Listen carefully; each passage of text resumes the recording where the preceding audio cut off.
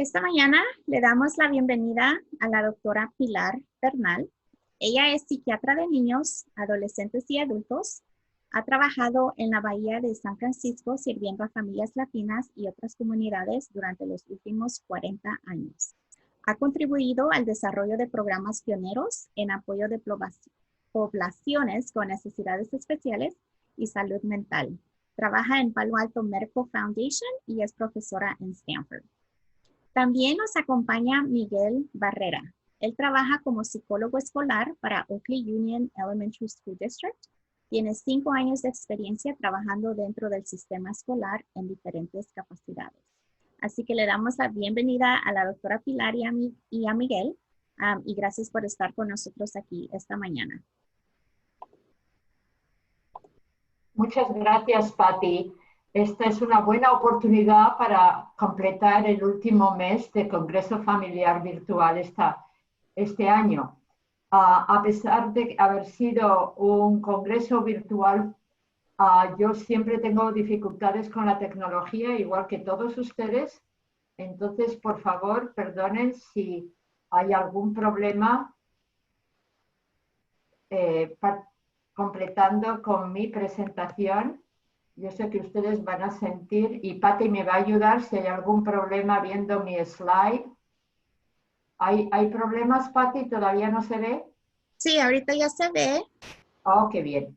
Siempre necesito a Patti de apoyo en estos casos, porque no hay forma de hacerlo esto bien.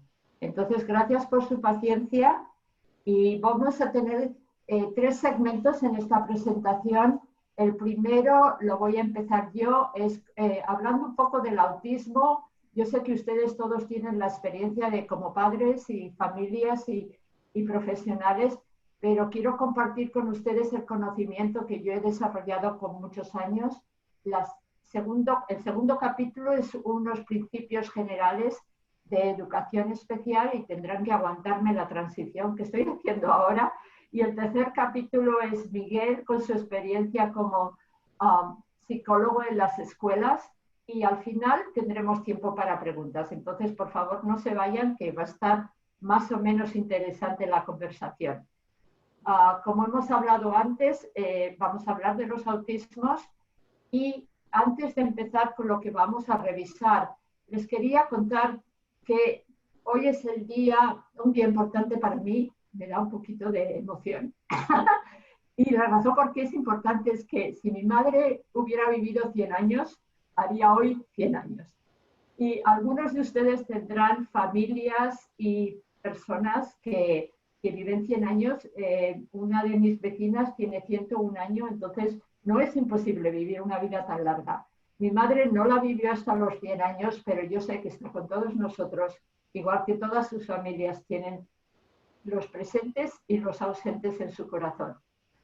Como mi madre, ella nunca dejó el país, siempre estuvo en España, pero estaba pensando en ella y en realidad somos todos un poquito inmigrantes, porque la vida nos lleva de un lado a otro y porque la vida nos hace cambiar y evolucionar en muchas situaciones, de países, de circunstancias, de problemas. Y una cosa que siempre tengo mucho respeto es que nosotros tenemos experiencia como profesionales, pero ustedes tienen la esperanza como padres. Y siempre he aprendido de todos ustedes y sigo aprendiendo. Este año hemos aprendido a cómo usar la tecnología y aprender para ayudarnos de una forma diferente y en el futuro recordaremos el año del COVID. No ha sido fácil, ha sido diferente, pero pienso que hemos perdido, pero también hemos aprendido mucho. Por eso quiero celebrar los 100 años de muchos de ustedes, de muchos de nosotros y de mi madre donde esté. Entonces, vamos a revisar cómo se evalúa los autismos y acuérdense de que los autismos no es solo un problema. Como vamos a ver ahora, hay muchas formas de autismo y también hay muchas otras condiciones que afectan el autismo. A lo mejor algunos de ustedes han visto que los diferentes profesionales le han dicho, bueno, su hijo tiene autismo, tiene deficiencia intelectual o intellectual disability, tiene ADHD o trastornos de la atención y la hiperactividad, tiene ansiedad, tiene depresión. Eso no quiere decir que los profesionales como yo o el señor Barrera estemos confundidos, es que cada vez se mira la situación de una forma diferente y tenemos la experiencia un poco diferente.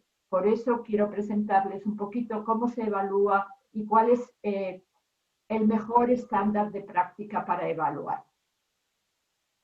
Las áreas de evaluación que son importantes son los síntomas centrales del autismo, la inteligencia, el lenguaje, los comportamientos de adaptación, funcionamiento neuropsicológico, vamos a hablar de eso en unos minutos, los problemas psiquiátricos adicionales, los problemas médicos y los factores que influencian la vida de la familia.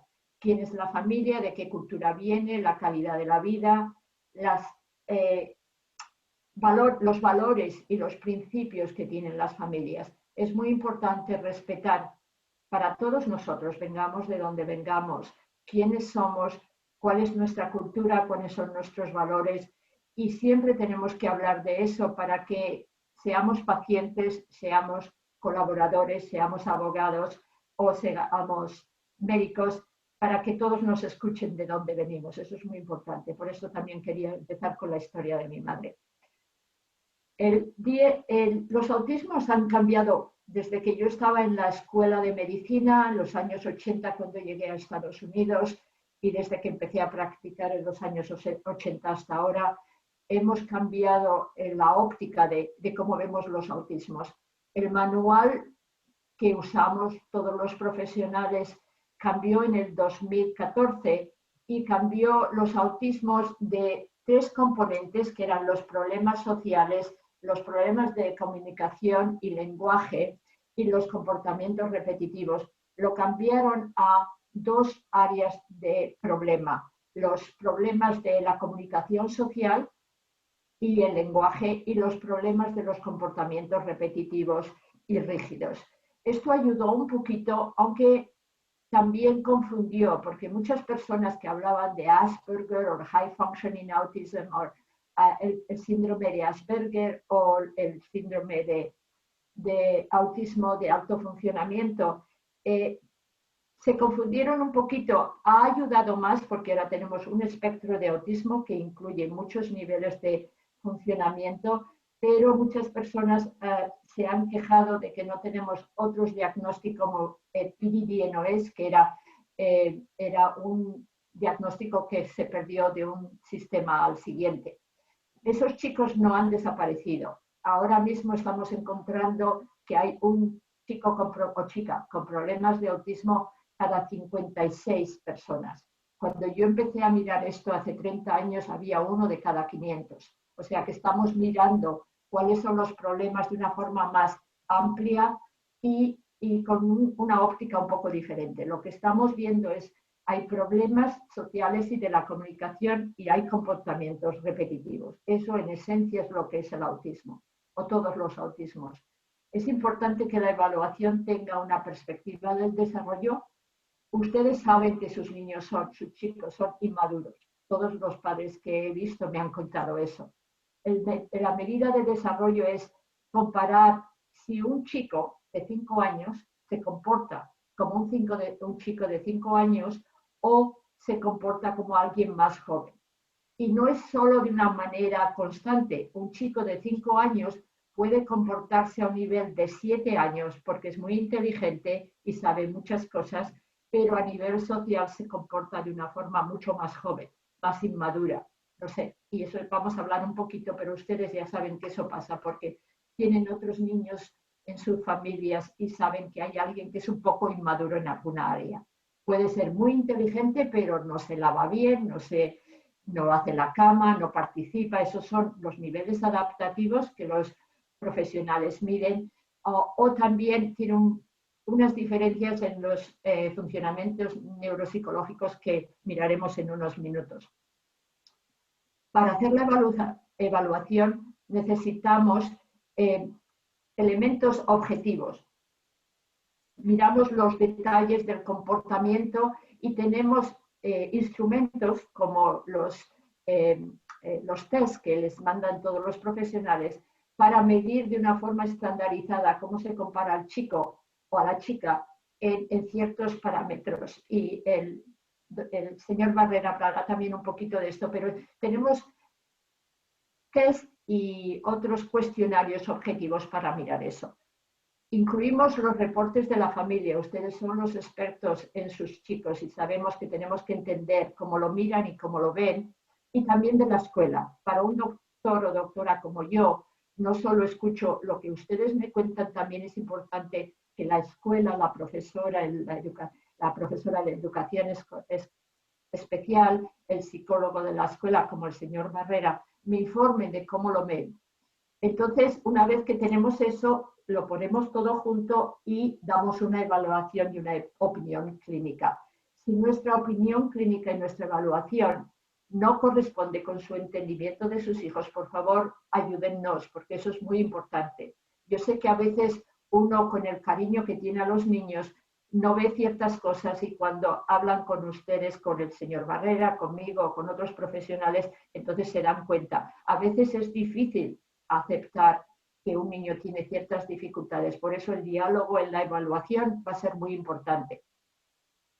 Tiene que tener sentido para lo que ustedes están viendo con sus hijos y también si no lo ven o si no lo podemos explicar bien, por favor pregúntenos. ¿Qué niveles de funcionamiento miramos en múltiples áreas? Miramos el habla y el lenguaje, las capacidades ocupacionales y sensoriales. Acuérdense de que los sentidos son el oído, la vista, el olfato, el sabor y la textura de las comidas, el tacto, cómo lo sentimos, y también los movimientos. Esas son las capacidades sensoriales que dan información al cerebro para que nos orientemos en el exterior. Muchos chicos con problemas del desarrollo y problemas de autismo tienen dificultades en esa área. Capacidades intelectuales, como el señor Barrera les explicará y yo en un minuto, las capacidades intelectuales no es solo una línea, hay funciones que son más elevadas o más bajas y también necesitamos entender eso. Las capacidades académicas y vocacionales las evalúan los profesionales de la escuela. El funcionamiento neuropsicológico lo miraremos en un minuto. Los síntomas médicos y psiquiátricos los miramos los profesionales como yo, también los pediatras o los psicólogos de las clínicas. Y el potencial de rehabilitación es muy importante porque nadie puede pasar un cierto potencial. Yo sé que cuando me confundo con la tecnología no lo puedo hacer mejor. Cuando hablo en inglés tengo acento y no se me quita. Hay cosas que todos tenemos limitaciones y la capacidad es un componente entre lo que podemos aceptar y mejorar y lo que no podemos mejorar. Y eso es muy importante que hablemos con los profesionales como padres para entender cómo ven ellos el potencial de rehabilitación y cómo lo vemos nosotros. Voy a pasar esto. Esto repite un poquito lo que estaba diciendo de que hay un nivel bajo o un nivel alto y que no es una línea, hay varios dominios o áreas donde las capacidades pueden variar de una forma muy importante. La capacidad intelectual, la capacidad de los síntomas del autismo, que como decíamos antes son la comunicación social y los comportamientos repetitivos. También la capacidad de adaptar al entorno, es decir, de funcionar de una forma apropiada, el poder salir a la calle, el poder contener cómo se corre, el poder contar el dinero, el poder cocinar, el poder vestirse por sí mismo. Todo eso son capacidades adaptativas que evaluamos y que necesitamos que ustedes nos expliquen. Vamos a cubrir en un minuto cuáles son los síntomas del autismo que ahora miramos. Son problemas en dos áreas y tienen que ser importantes y constantes. También cuando los miramos los doctores como yo, evaluamos si ha estado presente antes y ahora está mejor. Quiero decir, si un niño cuando tenía 4 años podía hablar pero no conversaba con los niños, pero ahora que tiene 7 ha mejorado y ha practicado y puede hablar mejor, pero sigue sin hacer una conversación de turno, quiero decir, una conversación de turno y con 4 turnos, que es lo que miden los expertos como yo, quiere decir no solo que contesta las preguntas con un sí, un no o un no sé, o que no quiere responder porque no quiere. Quiere decir que no habla bien y no conversa, no responde de una forma fluida o congruente y solo nos dice que sí o que no o no sé. Una de las cuestiones que siempre hago cuando evalúo todos los chicos en mi clínica es hacer una conversación y ver si ellos contestan y añaden a lo que estoy hablando. Hay muchos chicos que aprenden a decir estoy triste, estoy deprimido, tengo problemas, pero cuando les preguntas cuéntame más o dime más, no saben. Y muchos profesionales piensan que es que no quieren hablar, pero no pueden. Y esa es una de las preguntas importantes en esta área, que es déficit de las relaciones sociales, problemas de conversación, reciprocidad, compartir, no solo escuchar y contestar, iniciar y mantener las interacciones sociales, no siempre hacerlo de una manera más rígida o más limitada. Los otros déficits de problemas de la comunicación social son problemas del comportamiento y de los gestos. Nos comunicamos no solo con las palabras, sino también con las expresiones en la cara y con los gestos. Ahora mismo, como solo me ven la cara, no están viendo como si estuviéramos presentes cuántos gestos hago. Hay personas que hacen menos gestos, pero si los niños no apuntan, no pueden hacer esto, o lo hacen de una forma exagerada. Esos déficits de la comunicación no verbal son muy importantes. Hay muchos niños que hablan de una forma muy monótona y que nunca expresan la emoción, y hay otros niños que están siempre gritando. Esos son problemas de este área también. Aunque no un problema así no solo significa el autismo, puede haber otros problemas que son relacionados con ellos, como el problema de desarrollo del lenguaje y el habla. Pero los niños con el autismo hablan un poquito como robot o hablan de una forma exagerada. Siempre tenemos que mirar eso, no solo si siguen la mirada con los ojos o si no tienen gestos. Es la integración de todas esas cosas que nos ayuda a entender si hay un problema en este área. El área tercera es mantener las relaciones sociales. Una forma de no ver bien esto es las personas que solo miran si los niños quieren tener amigos. Todos los niños con autismo, todos los niños con problemas de inteligencia quieren tener amigos. El problema es, lo hacen, ¿cómo lo hacen? Y lo hacen bien, mantienen los amigos. Tienen amigos porque solo siguen lo que hace la otra persona o siempre están tratando de controlar la relación social. Ahí es cuando hay problemas de mantener las relaciones sociales. Si el chico o la chica tiene estas tres áreas de una forma problemática y luego tiene dos de los siguientes, los comportamientos repetitivos y restrictivos, ahí es cuando damos el diagnóstico del autismo. Los movimientos repetitivos y estereotípicos pueden ser muy obvios, hacer cosas así. Yo he tenido padres que me dicen, es que le gusta bailar porque no hace más que pegar saltitos. Si lo hace de una forma repetitiva, no es un baile, es un movimiento repetitivo. Si repite las frases que escucha de las familias, de la tele, de otros programas, y lo repite a veces teniendo sentido o a veces no, eso también es un comportamiento repetitivo. Si alinea los juguetes, los organiza de una forma repetitiva, esas también son cosas que miramos en este área. La insistencia en lo mismo y las rutinas inflexibles son muy comunes. Muchas familias se adaptan y no se dan cuenta de que realmente están siempre siguiendo la misma rutina para no crear problemas. Esas son cosas que miramos también en este segundo área de problemas. Muchos niños tienen dificultades cuando se cambian las rutinas, pero en muchos casos como este vemos que el coraje y las dificultades son muy grandes, o que los papás no pueden hacer nada porque si lo tratan de hacer se crean un problema muy grande. Los intereses restringidos y fijos pueden ser muy variables, de un día para otro está muy fijado en una cosa diferente, o pueden ser muy persistentes.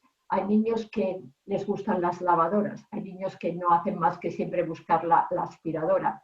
Parece un poco raro, no les preocupa mucho a los padres, pero ese es un ejemplo de los problemas e intereses restringidos. Ahora mismo hay muchos niños que se pasan la vida mirando los videojuegos, el YouTube. Si están siempre mirando las mismas cosas y les cuesta trabajo abandonarlo, no es lo mismo que todos los niños. Muchos niños les gusta, pero pueden distraerse, pueden hacer otras cosas.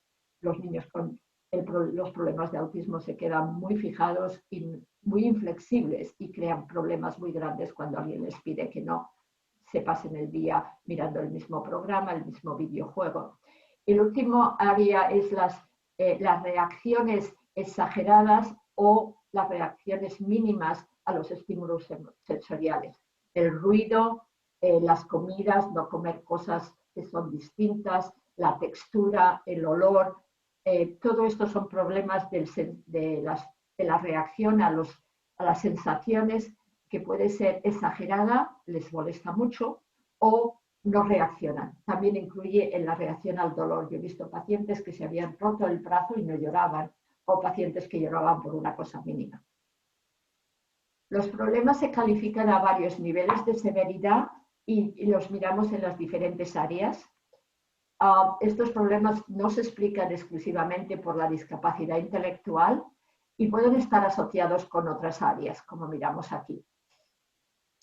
También hay problemas médicos y psiquiátricos que están asociados. Los problemas del sueño, las convulsiones o la epilepsia, los problemas gastrointestinales. Muchos niños tienen una dieta muy restringida y tienen problemas físicos con respecto a eso, o comen poco o comen mucho, no tienen ejercicio y hay problemas de la dieta. La inmunidad también puede estar alterada y problemas del movimiento. En los síntomas psiquiátricos puede ser insomnia, autoagresión, falta de atención, hiperactividad o impulsividad, que es lo que es el attention deficit o trastorno de la atención y de la hiperactividad. Pueden ser muy irritables y muy agresivos, depresión, tics, son movimientos repetitivos como esto o esto. No me ven los armas, lo siento, pero son movimientos repetitivos que no se pueden controlar bien. Y el aislamiento social. Hablamos de esto porque estos son lo que manejamos los médicos como yo con medicinas. El señor Barrera va a hablar un poquito más de esto y los tests de funciones neuropsicológicas lo hacen los psicólogos en las escuelas, los clínicos, para ayudar a entender problemas específicos. La atención, executive functioning es un término en inglés que habla de la habilidad de planear y controlar. Muchos niños con un nivel de funcionamiento alto, más allá de la discapacidad intelectual o el nivel que está por debajo de 70, como ven aquí, esos chicos no pueden responder bien porque tienen problemas de vamos, en los estudios neuropsicológicos detectan esos problemas, pero todos los chicos que tienen un nivel intelectual average, que está aquí en esta área de la mitad, no me ven el dedo, pero average o lo regular en español. Ok. Entonces, el funcionamiento académico es algo que miramos y el señor Barrera hablará un poquito más porque esa es su área de expertise. En la evaluación diagnóstica cubre las áreas que hemos descrito y el plan de tratamiento también cubre las mismas áreas. Es muy importante que traten ustedes de coordinar entre los profesionales la integración de todas estas intervenciones, porque yo sé que a veces es confuso. Los doctores como yo no solo dan medicinas, tratamos de entender todas las áreas del tratamiento. Los profesionales en la escuela se refieren a, como vamos a ver ahora, a las intervenciones en las escuelas y luego los pediatras tratan los problemas médicos. También es importante encontrar los recursos comunitarios, el respiro, como ustedes han visto, el apoyo para el comportamiento en el hogar. Es muy importante encontrar las actividades, mirar lo que hacen los niños en el ocio, en el recreo, para que no estén siempre preocupados con los síntomas. Y las actividades que le ayudan a la independencia. Eso es algo que, si sus hijos van siendo mayores, yo sé que están ustedes más interesados en eso. También es muy importante que los padres sean parte del equipo. Vamos a pasar al siguiente y voy a hacer el cambio. Esperemos que no tarde mucho para que no les tenga muy... Ok, entonces parece que ahora estoy bien. Pati, dime si lo estoy haciendo bien, por favor. Sí, Por ahora va bien, ¿no? ahorita va bien, sí. Ok, pues, gracias, Pati. Estas cosas, como seguro es que ustedes han tenido problemas así todo este año ayudando a sus hijos con el virtual learning. Yo me paso la vida trabajando con mis pacientes de forma virtual, pero cada vez que tengo que hacer algo distinto está fatal. Ok, funciona, ¿verdad? Sí, está bien. Gracias. Yo sé que todos nos hemos sentido un poquito así, mirando cómo íbamos a manejar la escuela, los doctores, qué hacemos, sobre todo este año pasado que ha sido cada vez más difícil y que ha habido, como hemos dicho, antes hemos aprendido cosas, pero también han sido difíciles.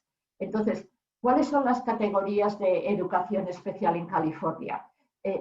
Los profesionales de las escuelas hablan de educación especial y hay categorías separadas. Voy a hablar de esto muy rápido, pero hay muchos chicos que necesitan educación especial. No tenemos números o datos en los últimos años, los últimos publicados que yo he encontrado, no sé si Miguel tiene alguno más presente, es del 19, del año escolar del 18 al 19.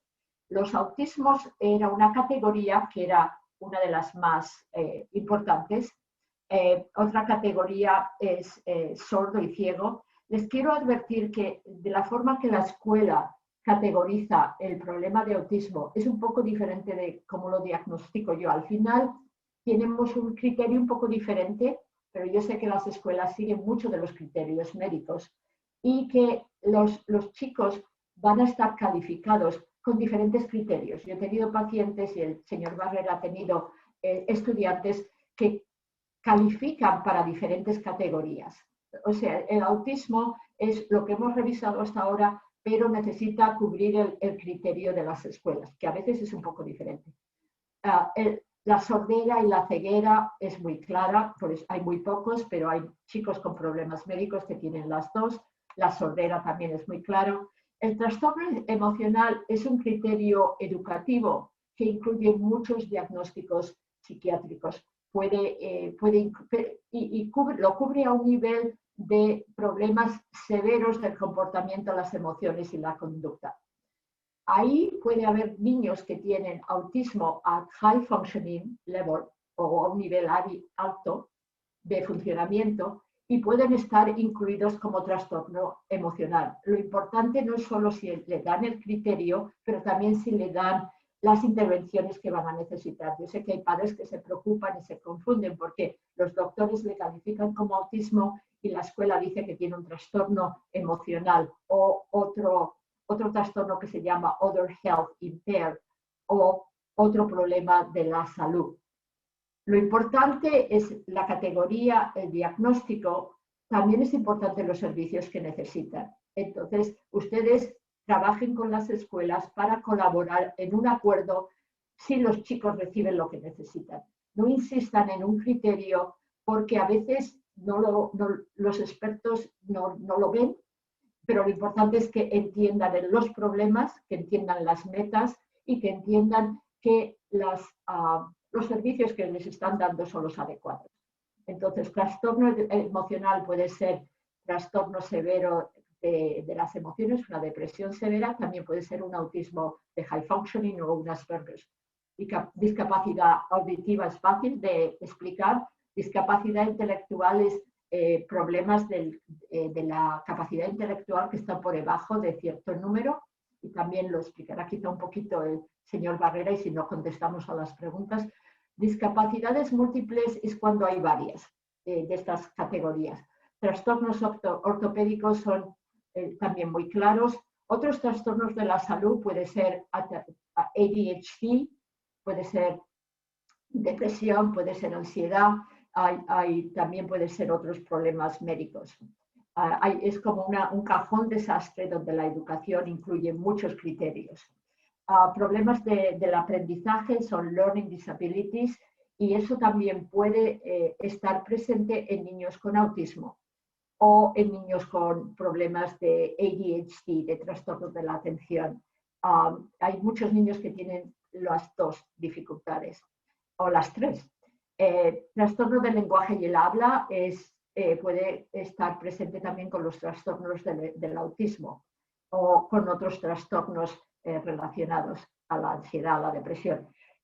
Lesión cerebral traumática es cuando hay un trauma al nacimiento o después que tiene un cierto criterio y es un problema médico, pero también repercute en el aprendizaje y en el progreso académico y discapacidad visual. Como ven, es muy probable que haya muchos niños que tengan varios. Entonces, ¿cuáles son los principios de la escuela especial? Es muy importante que cada escuela, he puesto el nombre en inglés porque es uno de los principios, pero la explicación está en español. Cada escuela pública es responsable por detectar y servir a todos los alumnos con discapacidades. Si ustedes piensan que su chico tiene o chica tiene una discapacidad y la escuela no les ha advertido de que hay un problema, ustedes pueden pedir ayuda y añadir a la identificación de los niños con necesidades especiales. El Free and Appropriate Public Education es otro de los principios que indica que la escuela es responsable para asegurar que todos los alumnos con discapacidades sean atendidos de forma apropiada sin coste para los padres.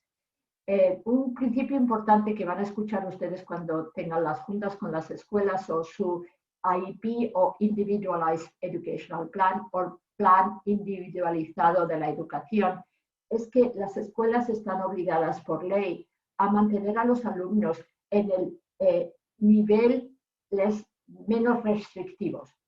No les pueden poner en una clase pequeña con problemas más severos si ellos pueden funcionar en una clase más general donde hay más niños. Entonces, este es un principio muy importante que yo sé que afecta las decisiones de las escuelas. Es importante que ustedes lo entiendan y si no lo entienden pidan explicaciones para entender qué está pasando con eso. Due process es el derecho legal de participación que tienen los padres y su derecho a cuestionar todos los aspectos de la evaluación, identificación y emplazamiento de sus hijos. Tienen derecho a mediación y a procedimientos legales y administrativos que les puede apoyar en sus problemas o quejas o desacuerdos o disputas. Mi experiencia es que los acuerdos y el entendimiento ayudan mucho más y promociona la participación y los derechos legales, pero a veces uno no llega a un acuerdo y hay que mantener sus derechos y por eso es importante que todos colaboremos. Lo más importante y la pregunta más importante que van a tener ustedes, ¿qué es el IEP? Es el derecho del alumno a un programa de educación designado para cubrir sus necesidades individuales y basado en una evaluación adecuada. A partir de los 14 años es importante que el Individualized Educational Plan también ayude a desarrollar un plan de transición. Los niños en educación especial, si no se han graduado del high school, pueden tener apoyo hasta los 22 años dentro de los distritos, pero es importante tener un plan de transición. Yo sé que el experto en esto es el señor Barrera y no quiero representar lo que no es mi expertise, aunque llevo muchos años trabajando con las familias en esto y también apoyando para que haya una resolución que favorezca a todos. El CELPA en sus áreas, ya sé que tenemos familias de otras áreas que no sea a la mera y contracosta, los distritos tienen una administración que regula la educación general. La educación especial está administrada por otro grupo que está aquí descrito. Por eso lo he puesto. El equipo de la IEP, lo siento que esto esté en inglés, pero el equipo, lo que me gusta de esta imagen es que todos tenemos que colaborar. Y aquí está el estudiante, la profesora o el profesor de educación especial, la persona que interpreta, imagino que es usted, señor Barrera, pero las evaluaciones y los resultados, otras personas que tienen expertise o entendimiento de estas áreas. Yo he estado en muchos IEPs y me alegro de estar invitada porque sé que es importante el poder participar. Por supuesto, los padres, cualquiera otras agencias y un representante del distrito escolar y también las personas, los profesores regulares, porque muchos chicos en el IEP reciben servicios de educación especial y también están en la educación regular o mainstream.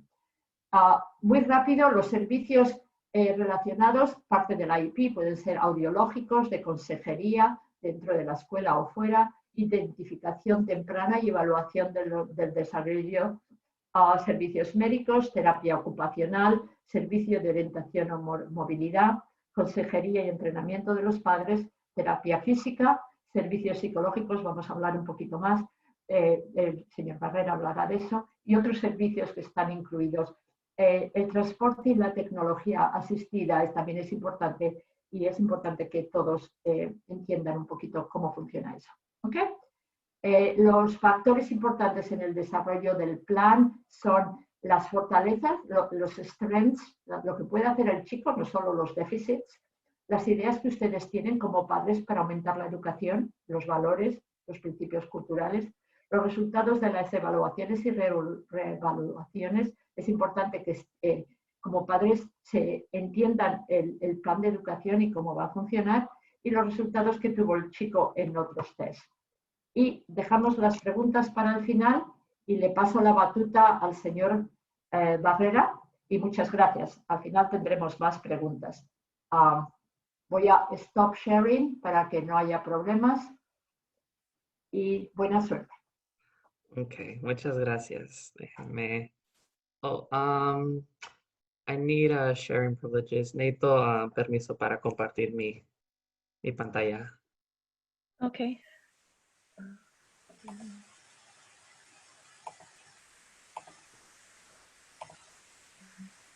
¿Ahora sí? Ok. A ver, ahora sí. Ok. Ahora voy a hablar un poco sobre las evaluaciones psicoeducativas, el entendimiento un poco de los puntajes. La doctora cubrió un poco sobre eso y lo voy a captar un poco más. Y también algunas de las intervenciones que se hacen en las escuelas.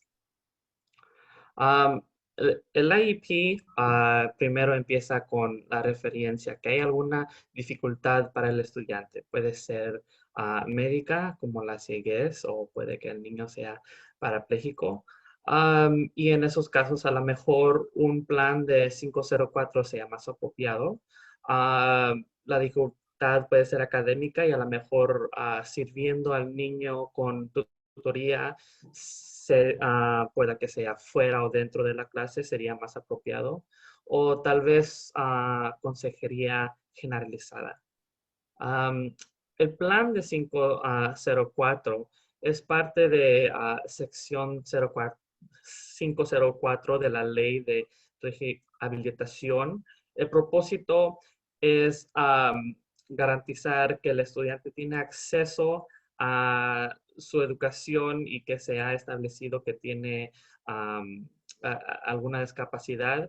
Y la diferencia a la IEP es comparando una adaptación a una modificación, comparando esas dos cosas. Por ejemplo, si el niño, por ejemplo, es parapléjico y requiera mejor una adaptación, por ejemplo, que si para entrar al salón hay escaleras que tiene que llevarlo al siguiente piso. Pues una adaptación es darle la clase en otro salón que también se puede tomar en el primer piso. O si es que, por ejemplo, yo trabajé con un estudiante que era un enanito. aprendía al mismo nivel que los otros estudiantes en la clase, pero cuando era tiempo de ir a su lonche, no podía alcanzar ciertas cosas, se le tenía que dar unas citas, una escalerita para poder alcanzar lo que tenía que alcanzar. Y a eso me refiero, a adaptaciones y el plan de 504 puede mejor servir el estudiante porque cuando se hace modificaciones dentro de la escuela y del salón, pues es más bien que estamos cambiando el currículo. Por ejemplo, si el estudiante estuviera aprendiendo a un nivel más bajo, entonces, por decir en las matemáticas, si los niños ya están multiplicando y el niño apenas está sumando y restando, pues esa es una modificación que se requiere cambiar el plan de su aprendizaje, ¿verdad? Y a eso me refiero. También un programa de apoyo como tutoría. Es importante tomar datos al empezar y al fin de la intervención. Al empezar para ver a qué nivel el estudiante está y ya después que se le ha dado la intervención, queremos ver si el niño ha progresado. Si es que el niño no ha progresado, entonces se puede decir entonces que a lo mejor una IP se puede considerar. Pero este tipo de apoyo se puede dar a solas o a solas con el estudiante o en grupo. Y eso es porque queremos considerar la personalidad y el carácter del niño. Un niño, por ejemplo, que se distrae más fácil, no sería más bien ponerlo en grupo para que más bien esté con el tutor a solas y se puede enfocar. Y un ejemplo, se puede dar la tutoría a 5 días a la semana y por 30 minutos. En Oakley se hace, es el instituto de trabajo, se hace 6 rondas a través del año y el enfoque es basado en las necesidades del estudiante y el nivel. Estas 6 rondas no se dan a la misma vez y las rondas son enfocadas en ciertas categorías como nombrando, por ejemplo, nombres de las letras y los sonidos, segmentando y combinando palabras. Y dependiendo cuando empiece la ronda 1 o la 2, pueda determinar cuál intervención sea apropiado para ese estudiante. También se le podría dar consejería generalizada. Este tipo de consejería es enfocada en habilidades sociales, el aprendizaje de habilidades socioemocionales. El propósito es enfocarse en habilidades específicas por 1 o 2 meses y en grupo o individualmente. Ya si el niño requiere que más de 2 meses o ayuda en más de una área, pueda que la intervención sea con el psicólogo. Por ejemplo, las áreas que se enfocan en estas áreas de consejería es conciencia de sí mismo, identificando sentimientos, estados de ser en el día, el entender que nos afecta emocionalmente, el autogobierno, reconociendo que hay un problema y que puede ayudar en un momento, tomando decisiones responsables, tomando decisiones correctas, habilidades de relación, eso es entendiendo el perspectivo de otra gente y conciencia social, cómo el comportamiento de uno afecta a la gente a nuestro alrededor. Por ejemplo, si Isabel acaba de salir de clases y va a su lonche y ve que su amiga está con otra niña, pues ella primero tiene, y cuando ve a su amiguita con otra niña, si ve que eso no le parece, pues en ese momento tiene que reconocer, ¿verdad? Es ese sentimiento, los celos que está sintiendo. Y después le puede llegar a la mente, ok, pues voy a ir a alegar con ese grupo, o puede que va a ir con ese grupo y se va a integrar. Y a eso se refiere esta consejería, es ayudando al estudiante a reconocer las emociones que ellos sienten, tomando las decisiones apropiadas, y también eso va a afectar el, como ellos cómo se llevan con los otros niños y cómo los perciben también los otros niños, que puede tener consecuencias. Un ejemplo es, por ejemplo, ayer Pedro vio a sus padres discutir. No podía dormir pensando en la pelea que tuvieron. Al siguiente día, su madre lo despertó porque se había quedado dormido. Ella le grita que se prepare y que empaque su almuerzo. Sale corriendo de la casa y apenas alcanza el autobús. Le grita al conductor porque tuvo que esperarlo unos 2 más minutos, ya casi van llegando tarde también los otros alumnos. Cuando llegó a la escuela, Pedro pensó que se le había olvidado su almuerzo, así que se detuvo a revisar su mochila. Pero encontró su almuerzo, y ese tiempo que se detuvo, cuando entró a la escuela, lo enviaron a la oficina porque ya estaba tarde. La secretaria le dijo, ¿qué te pasa? Esto no está bien. Lo marcó tarde y lo envió a su clase. Finalmente, cuando llegó a su clase, su maestro le dijo, buenos días, Pedro. ¿Me puedes pasar tu tarea? Pedro se enoja y lanza su mochila al otro lado de la clase. Lo envían a la oficina del director, donde le dicen que su comportamiento no era apropiado. Su maestra dice que el cambio en el momento fue de 0 a 10, y por qué se está portando mal en clase. Pues en este ejemplo hay muchos, empezando del día anteriormente, muchas cosas que le pasaron a Pedro, y que hasta el día siguiente lo están afectando, um, y, que, y que lo van a afectar a cómo va a poder participar en la clase. Y no hay que decir que está mal con Pedro, pero qué le ha pasado a Pedro. Y así, en hacer estas preguntas, podemos entender un poco más cuáles son las déficits del niño emocionalmente, y como enseñé en esta presentación aquí, cuáles de estas áreas están el déficit de Pedro.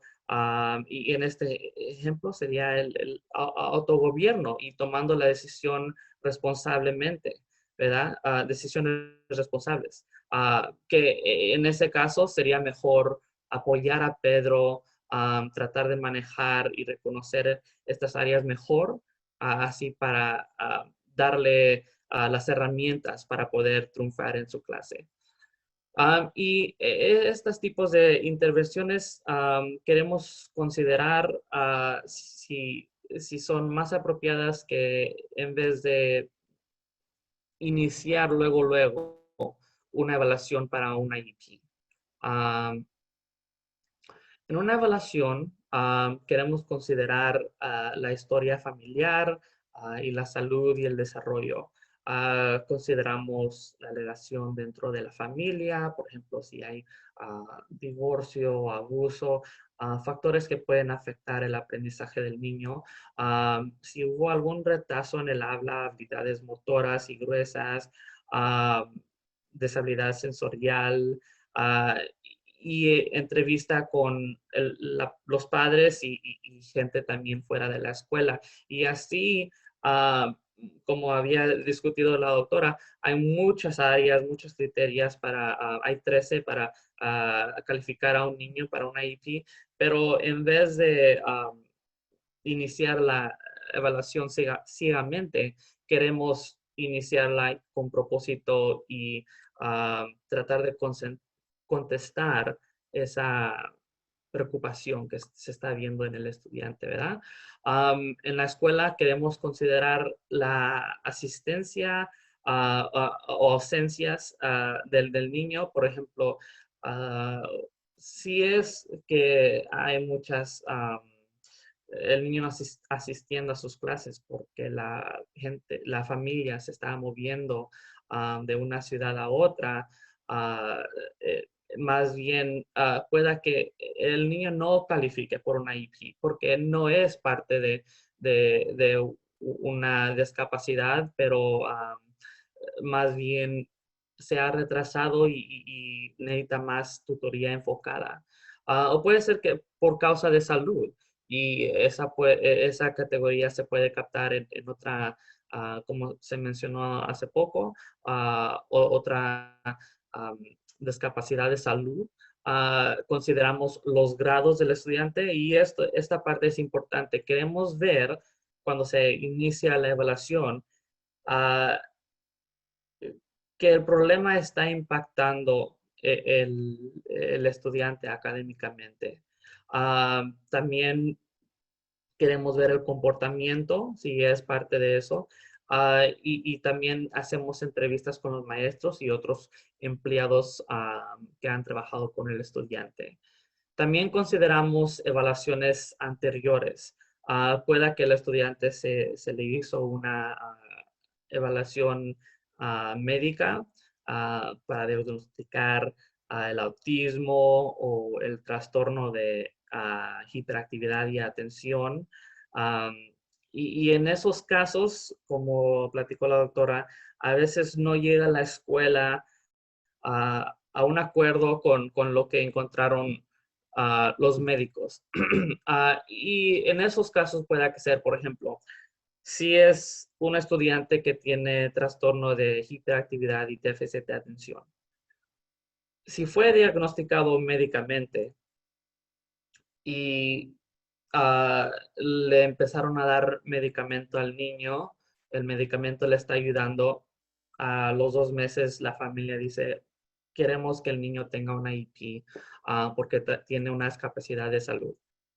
Pues, si la medicina le está ayudando al niño y ya esos comportamientos se han detenido, ah, pueda que no le esté afectando académicamente porque ya su atención, el niño está más concentrado, ya no tiene tanta hiperactividad y aunque se mueve poquito en su asiento, su atención también está en la lección y en ese caso el niño no califique y a veces es difícil para los padres llegar a también ese acuerdo. Pero es la diferencia que se hace dentro de una evaluación médica a una evaluación en la escuela. También se hace observaciones en por lo menos 2 sitios. Quiero ver cómo el estudiante es dentro de la clase, en la mañana, en la tarde y también afuera con sus amiguitos, si es que se junta con ellos o es que no se junta con ellos. Eso es también un perspectivo que quiero ver. Y ya después hago la evaluación de sus habilidades de procesamiento. Esto incluye evaluación cognitiva. Y la evaluación cognitiva me da una idea de el potencial para aprender dentro del salón y de la clase. A comparación a otros niños de su edad. En unos momentos voy a hablar un poco más sobre esos puntajes y estas pruebas y se va a poder entender un poco más. También en esta evaluación se hace procesamiento auditivo y visual, cómo interpreta y procesa la información que está oyendo y que está viendo, no si puede ver y si puede oír, pero cómo la entiende. Por ejemplo, si es en una prueba, por ejemplo, que le hago a los niños visual, es viendo diferentes figuras que se parecen, pero quiero que en unos instantes que pueda mm, decir la diferencia de una figura a otra y específica. Y hay unos niños que no pueden, si ven dos cosas que se parecen, ya después no pueden decir la diferencia Y en esos casos, estos son niños que tienen déficits visuales y seguidamente estos niños también cuando están escribiendo voltean las letras, por ejemplo, la P y la Q. También se puede evaluar la memoria y la atención. Y lo que sigue después es la evaluación emocional y conductual y adaptiva. Y se puede dar por medio de, se puede analizar por medio de escalas y entrevistas. Sí, hay algunos padres que han completado estas escalas. Hay bastantes preguntas y algunas son bien generales. Por ejemplo, ¿es agresivo? Y el padre puede contestar nunca, a veces o siempre. Y si contesta, por ejemplo, siempre, entonces yo quiero después tener una entrevista y decir, ok, pues si es agresivo, tira las cosas a su alrededor, grita, es rudo, golpea. ¿Cómo es que el niño está manifestando esa agresión? Ah, o una pregunta que se ve en el cuestionario de adaptiva es, ¿se lava los dientes? Pueda que el padre o la madre conteste, pues a veces. Pues quiero ver más bien si es cuando se lo tienen que recordar que se lava los dientes o es que el niño requiere ayuda a poder completar esa función. Y esta sección también cubre y puede incluir la evaluación de autismo. Cuando se habla sobre las normas y puntajes estándares, ah, highlight. No, it doesn't highlight. Okay. Si el niño, algunas familias han visto, pero si el niño saca un puntaje de 85 a 115, es dentro del promedio. Es decir, que comparado a otros niños de su edad, el niño su puntaje fue comparado a los demás. Ya si es un puntaje más de 115, es arriba del promedio y puede ser una fortaleza en esa área. O si es menos de 85, el puntaje puede ser una debilidad o una discapacidad. Y se defina si es una debilidad o discapacidad, cuántos puntos más debajo del promedio está ese puntaje. Usualmente, si, por ejemplo, el niño agarra un puntaje de 85 y el puntaje es de 15 puntos debajo, ese es un déficit. Ese es ya diríamos que en esa área es una discapacidad porque está muy debajo del promedio.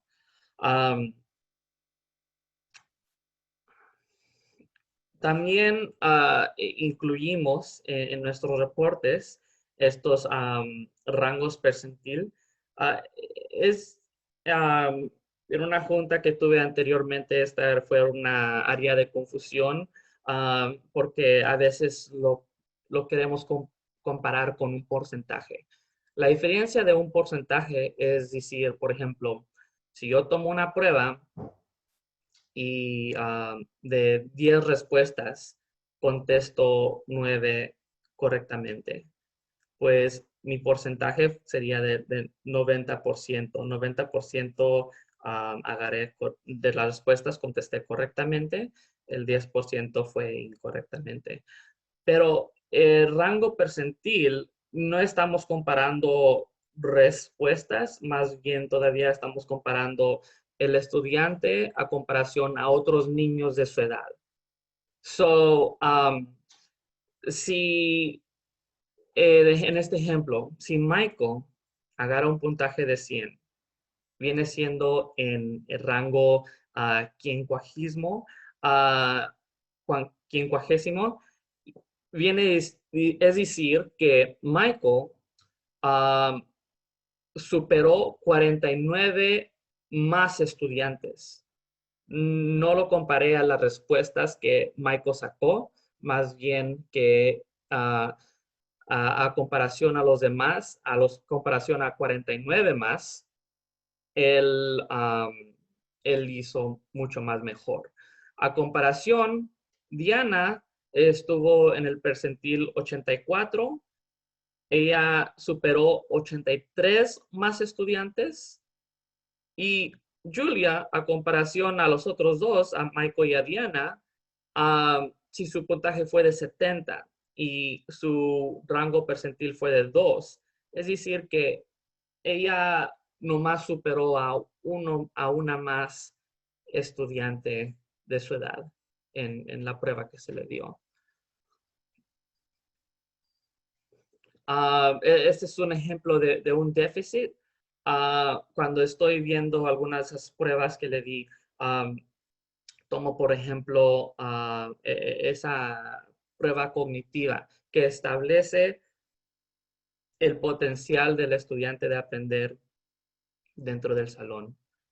Y si en este caso el estudiante sacó un puntaje de 100 y en la área que estaba viendo era de memoria visual, este niño sacó un puntaje de 75, pues la diferencia es de 25 puntos.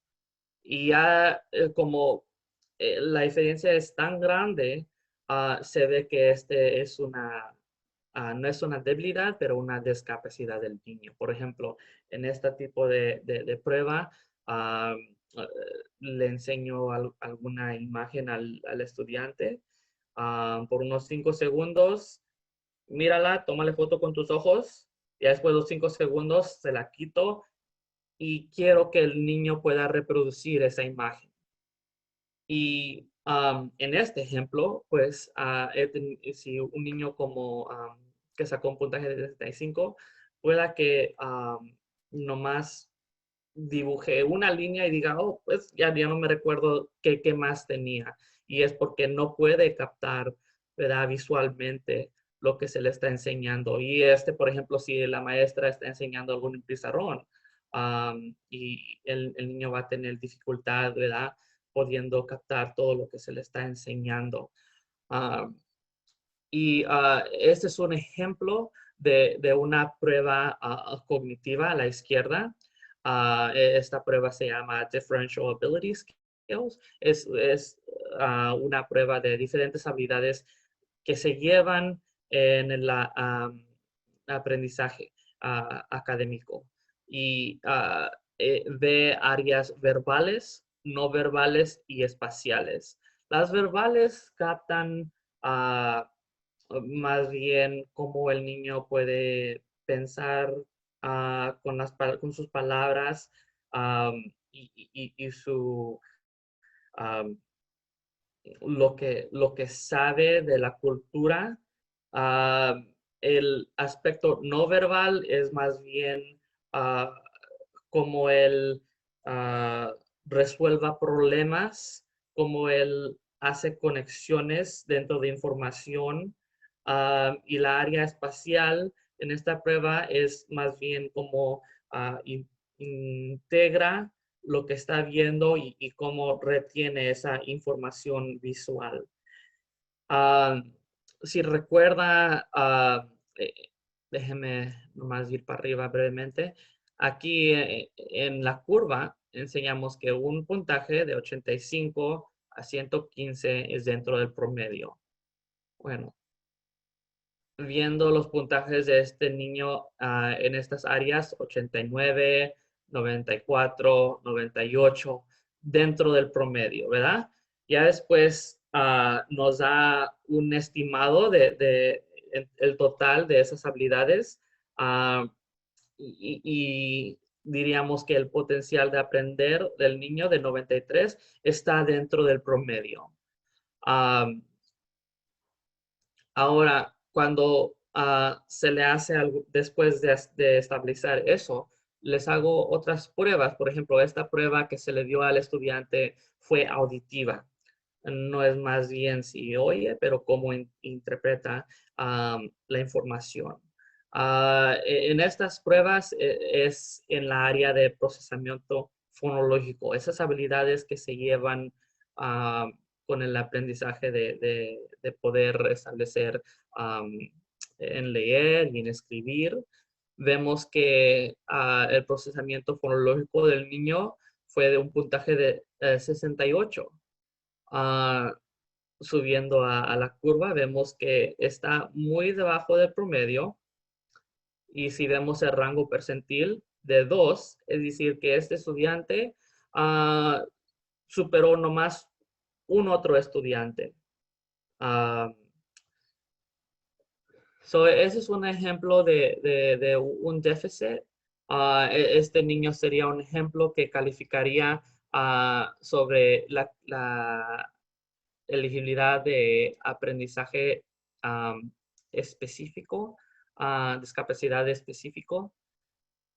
En este siguiente ejemplo, enseño más bien un estudiante que tiene una discapacidad intelectual. Ese es un niño que va a aprender mucho más, a un paso mucho más lento que otros niños de su edad. En este ejemplo, a comparación a la prueba que se vio anteriormente, no se le dio la prueba verbal porque el niño aún no había desarrollado esa habilidad. Hablaba en una o dos palabras y no podía tener una conversación con él. Le di una prueba de no verbal, como él soluciona y hace conexiones dentro de información y cómo puede interpretar esas habilidades visuales y retener información visual. Vemos que los puntajes están muy debajo del promedio, 34 y 74, pero esta habilidad visual es algo en comparación a su habilidad de resolver problemas, es un área de fortaleza. Este niño es un niño que pudiéndolo mostrar cosas claramente, paso por paso, aprende mejor. Pero en total, tomando esas dos habilidades, nos dice que su potencial de aprender es de un puntaje de 51 y como vemos en esta curva, el 51 es muy debajo del promedio. Va a necesitar mucha ayuda y va a aprender a un paso más lento. Y para establecer que el niño tiene una discapacidad intelectual, también queremos ver que el niño tiene dificultades adaptivas. Y estas habilidades adaptivas es, por ejemplo, poder cepillarse los dientes independientemente, ¿verdad? Poder, en el aspecto social, es poder iniciar conversaciones, ¿verdad? Para poder servir sus propias necesidades. Y cuando vemos todas estas diferentes áreas adaptivas, vemos que en total sus puntajes es de 66, muy debajo del promedio, y así es como establecimos que el niño tiene una discapacidad intelectual.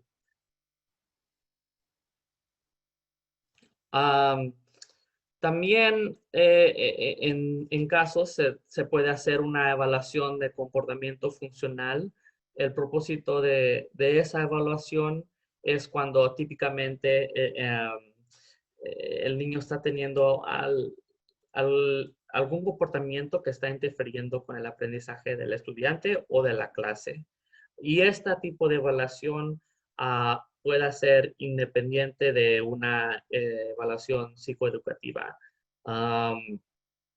Por ejemplo, si hay un niño con autismo, ya sea, en este ejemplo, ya se ha establecido que el niño tiene autismo, pero dentro de dentro de la clase y en ciertas situaciones el niño se pega en la cara, pues ese es un comportamiento que es una barrera para su aprendizaje y queremos llegar a entender por qué está haciendo ese comportamiento y tratar de reemplazarlo. Y a eso quiere llegar la evaluación de comportamiento funcional.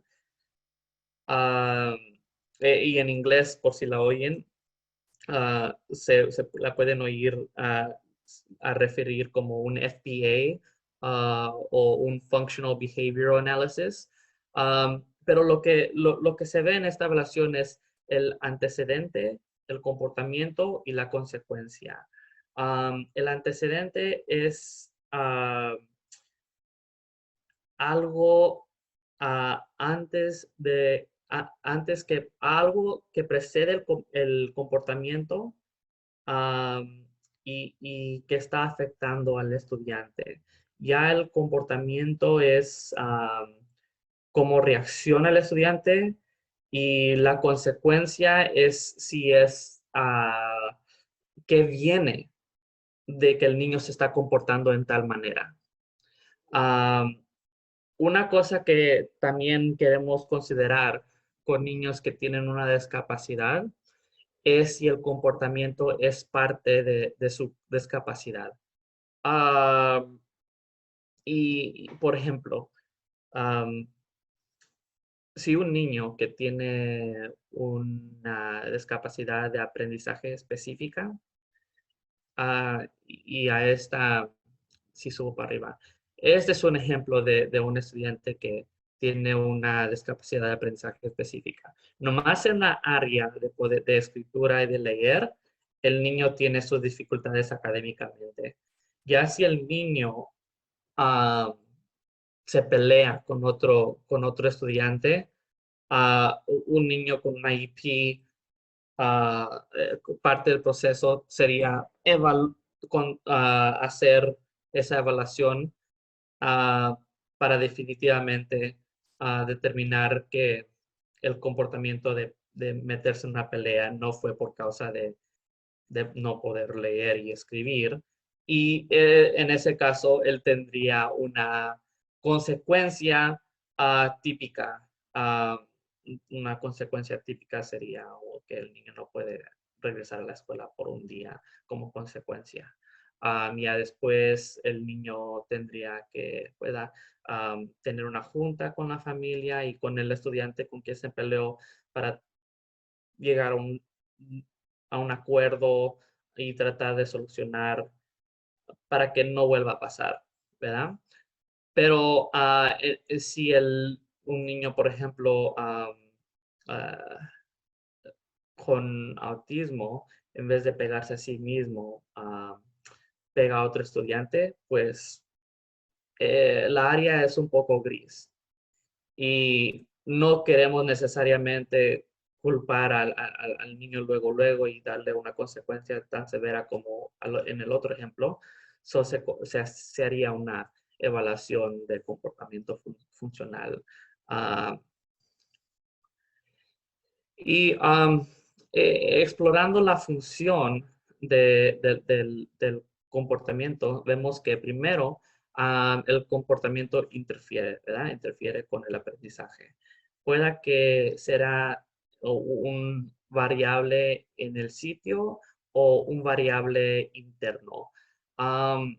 Un variable en el sitio sería, por ejemplo, para tratar de algo fuera del estudiante, algo dentro del salón o fuera del salón.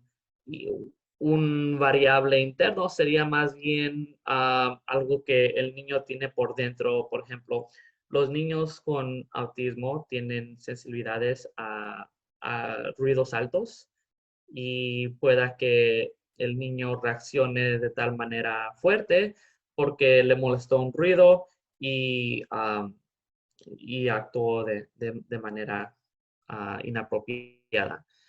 Pero usualmente es para obtener algo, huir de algo o para recibir atención. Un ejemplo es, un estudiante se altera cuando su maestra da instrucción. Podríamos decir que el estudiante quiere evitar la instrucción. Pero después de que se hizo el análisis, se descubrió que los comportamientos del estudiante siguieron cuando las lecciones eran largas. No, si la lección era una lección corta, pues el estudiante se mantenió en su asiento y después pudo continuar con sus tareas después. Pero si la lección era larga, pues en ese entonces se veía que se manifestaban estos comportamientos. Y es por eso que es importante, como parte de la evaluación, hacer estas observaciones para determinar el antecedente, el comportamiento y las consecuencias, ¿verdad? Otro ejemplo sería si el estudiante se altera durante la instrucción y a cada vez empieza entonces a molestar a otros niños, a gritar, a aventar cosas. Ya después la maestra lo manda a la oficina del director. Pues la consecuencia fue que se salió de la lección y y ya después esa consecuencia está manteniendo el comportamiento porque ya para la próxima vez el niño pues ya sabe que para evitar estar en esta lección, ¿verdad? Nomás tengo que perturbar a los niños a mi alrededor y hacer ruido, aventar unas cosas y puedo evitar esta lección. Pero es muy importante reconocer pues el antecedente y el comportamiento y la consecuencia. Y por qué este tipo de lección es un antecedente? Es porque tiene dificultades con matemáticas, tiene dificultades con escritura o literatura. Es el antecedente, determinando el antecedente es la parte más complicada de esta evaluación. Pueda que en ciertos casos complicados haya más de un antecedente. Eso pues, no cubre las evaluaciones que se hacen psicoeducativas y también los puntajes estándares. Voy a terminar de compartir mi pantalla y ahorita podríamos continuar a las preguntas.